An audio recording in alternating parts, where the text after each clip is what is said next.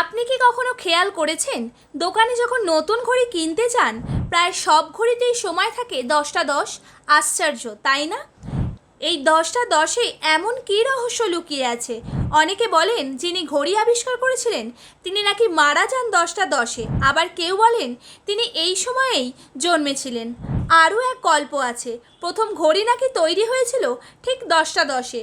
শুনলে মনে হয় সিনেমার স্ক্রিপ্ট। কেউ কেউ বলেন ঘড়িতে 10টা 10 বাজলে ঘড়ির কাঁটা দেখতে হয় ভিয়ের মতো, মানে ভিক্টোরি বা বিজয়। আবার কেউ বলেন দূর থেকে দেখলে মনে হয় ঘড়িটা হাসছে, একটা স্মাইলি ফেসের মতো, তাই এই সময় দেখে মানুষ নাকি পজিটিভ ফিল করে।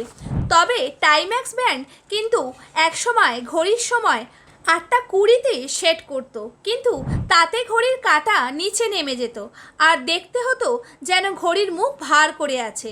পরে তারা সময় বদলে করে দেয় 10:9:36, যাতে ঘড়ির লোগো ঠিক মাঝখানে সুন্দরভাবে দেখা যায়। অনেক ব্র্যান্ডও তাই 10টা 10 বেছে নেয় তাদের লোগো এবং ডিজাইন ঠিক করে ফোকাস করাতে।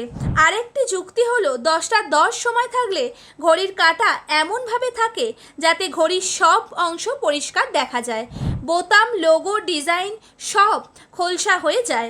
তবে আশ্চর্যের কথা হলো এত সব যুক্তি থাকা সত্ত্বেও আজও কোনোটাই 100% প্রমাণিত নয়। তবুও ঘড়ির সময় মানেই 10টা 10, এ যেন একটা অলিখিত নিয়ম।